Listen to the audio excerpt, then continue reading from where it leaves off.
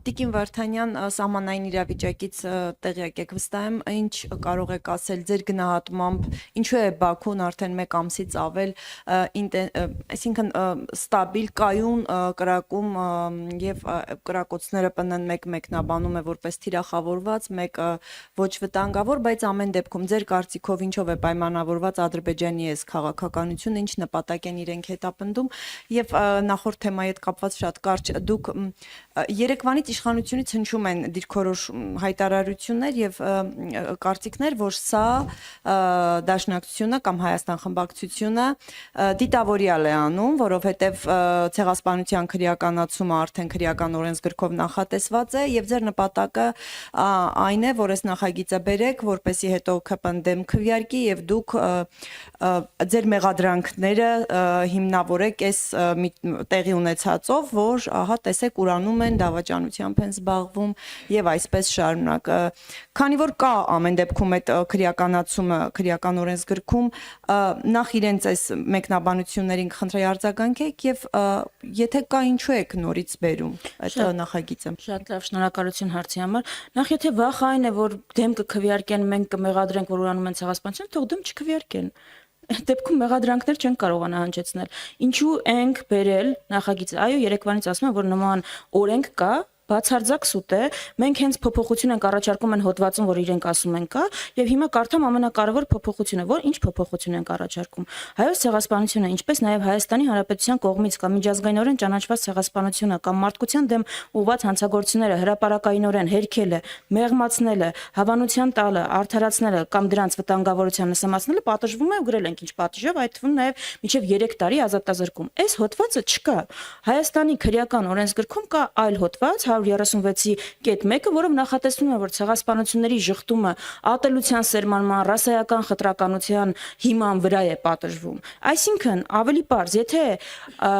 այս հիմիկվա օրենսգրքով չի իրականացվել ատելության քարոզի զուգահեռ ցեղասպանության ժխտումը, դա քրեականացված չէ։ Ինչու է այսպես օրենքը եղել։ Ես մեկնաբանեմ էլի, որովհետև կարևոր հարց է, որովհետև երբ օրենքը գրել են, մտայնությունը այն է եղել, որ ազգությամբ հայը չի կարող հերքել ցեղասպանությունը։ Յան ազգանունով ազգությամբ հայը միայն օտար երկրյացին կարող է դա անել եւ դրա պատճառը, դրդապատճառը կարող է լինել ռասայական կամ ատելության քարոզը կամ դրան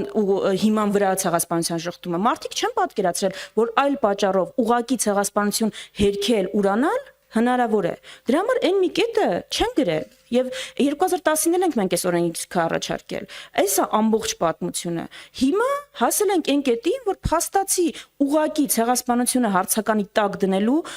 նման հայտարարություններ են եղել։ Նաև իշխանության երեկվա արձագանքներ դրա մասին։ Այսինքն, որ ասում են, մի հատ պիտի հասկանանք դաշնակցությունը ինչ մասնակցություն ունեցել հայոց ցեղասպանությանը, դա Թուրքիայի նարատիվի կրկնություն չի եւ հարցականի տակ դնել չի, փաստը որ թուրքերը իրականացրել են հայոց ցեղասպանություն, ոչ թե որ դա եղել է մեր գործողությունների որևէ գործողության հայկական արձագանք։ Սա է, այսինքն մենք ասում ենք, որ Հայաստանում ցեղասպանության հերքումը, ժխտումը, նսեմացումը ցանկացած հիմքով, անգամ եթե դա ատելության քարոզով չի ուղեկցվել, ուղակի հայտարարություն է, ճիշտ ինչպես Փաշինյանի մի քանի հայտարարություններ պետք է քրեորեն պատժվեն։ Էսա նորամուծությունը,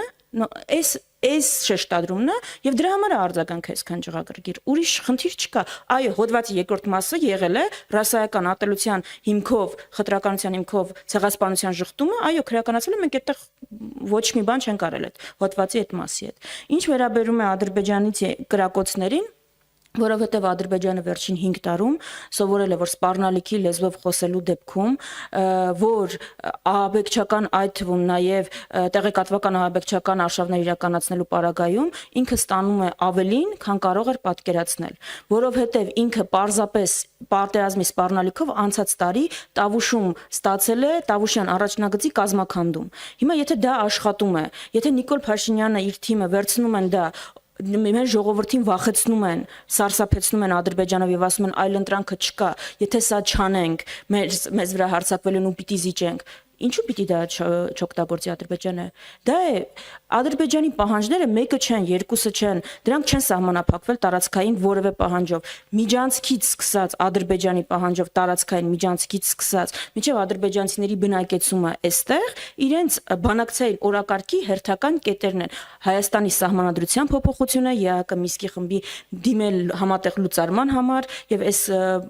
կոնտեքստում հետաքրքիր է օրինակ ինչ են խոսել ԵԱՀԿ հատուկ ներկայացուցիչի հետ։ Ինչ այդ հարցն են հենց քննարկել, այսինքն այդ պահանջները չեն ավարտվել, միայն ավելանում են այս զիջումներով եւ այդ գործելավոճը Ադրբեջանը տեսել է, որ աշխատում է այս պարագայում։ Դրա համար էլ չնայած նրան որ հայտարարում են որ համաձայնեցված կետ համաձայնեցրել են փաստաթուղթը ու գնում են խաղաղության, Ադրբեջանը ավելի շատ է կրակում, քան միջև այդ հայտարարությունը։ Տեսել եք տենց խաղաղություն գերիները Բաքվի բանտում սահմանին ավելի շատ են կրակում, քան նրանից առաջ, երբ հայտարարել են, որ խաղաղության իրենց անվանումով պայմանագիրը պատրաստ է։ Ես այդպիսի խաղաղություն ուրիշ ոչ միտեղ չեմ տեսել։